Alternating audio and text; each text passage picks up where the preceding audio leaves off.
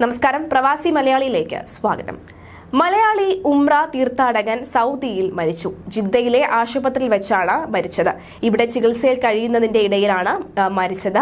പത്തനംതിട്ട കോഴാഞ്ചേരി ചെറുകോൽ പഞ്ചായത്ത് കാട്ടുപേട്ട പുറത്തോട്ട് അബ്ബാസിന്റെ ഭാര്യ സുബൈദ ബീവിയാണ് മരിച്ചത്. വൃക്ക ശ്വാസകോശ രോഗത്തിന് ഇവർ ആശുപത്രിയിൽ ചികിത്സയിലായിരുന്നു.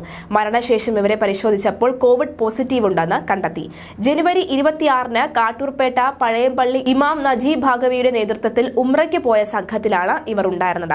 ഇവരുടെ കൂടെ ഭർത്താവും ഉണ്ടായിരുന്നു. തിരിച്ചു വരാൻ വിമാനത്താവളത്തിൽ എത്തിയപ്പോഴാണ് ഇവർ കുഴഞ്ഞു വീണത്.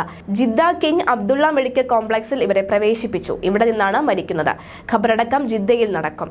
മക്കൾ അൻവർ, അനീഷ്, മരുമക്കൾ അൽഫിയ, ഷാജിറ എന്നിവരാണ് ഉള്ളത്.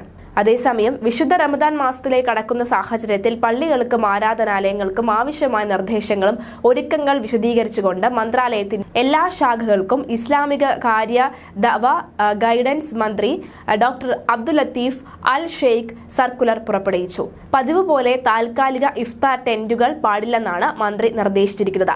പകരം നോമ്പുകാർക്കുള്ള ഇഫ്താർ വിരുന്നുകൾ പള്ളികളുടെ മുറ്റത്ത് നിയുക്ത സ്ഥലങ്ങളിൽ നടത്തണം. അവയുടെ നടത്തിപ്പ് ഇമാമിന്റെയും മുഅസിന്റെയും ചുമതലയിലായിരിക്കുകയും വേണം. ഗ്രൂപ്പ് ഇഫ്താർ നടത്തിപ്പിന്റെ ചുമതലയുള്ള വ്യക്തി ഇഫ്താർ കഴിഞ്ഞ ഉടനെ പരിസരം വൃത്തിയാക്കുന്നുവെന്ന് ഉറപ്പാക്കണം. ഇതിനായി താൽക്കാലിക മുറികളോ ടെന്റുകളോ സ്ഥാപിക്കരുത്. റമദാനിൽ പ്രാർത്ഥനകൾക്ക് നേതൃത്വം നൽകുന്ന ഇമാമുമാരും നമസ്കാരത്തിലേക്ക് ബാങ്ക് വിളിക്കുന്ന മുഅസിന്മാരും കർശനമായ മാർഗനിർദ്ദേശങ്ങൾ പാലിക്കണമെന്നും ആരാധകരുടെ ആവശ്യങ്ങൾക്ക് മുൻഗണന നൽകണമെന്നും സർക്കുലറിൽ ആവശ്യപ്പെടുന്നു.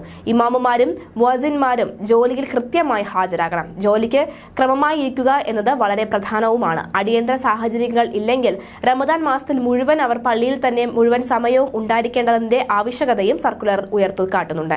അവധി ദിവസങ്ങളിൽ ജോലി നിർവഹിക്കാൻ പകരം ഒരു വ്യക്തിയെ നിയോഗിക്കുകയാണെങ്കിൽ ഇത് മേഖലയിലെ മന്ത്രാലയത്തിന്റെ ശാഖയുടെ അംഗീകാരത്തോടുകൂടി ചെയ്യണമെന്നും ഇക്കാര്യത്തിൽ വിട്ടുവീഴ്ച പാടില്ലെന്നും അധികൃതർ അറിയിച്ചു.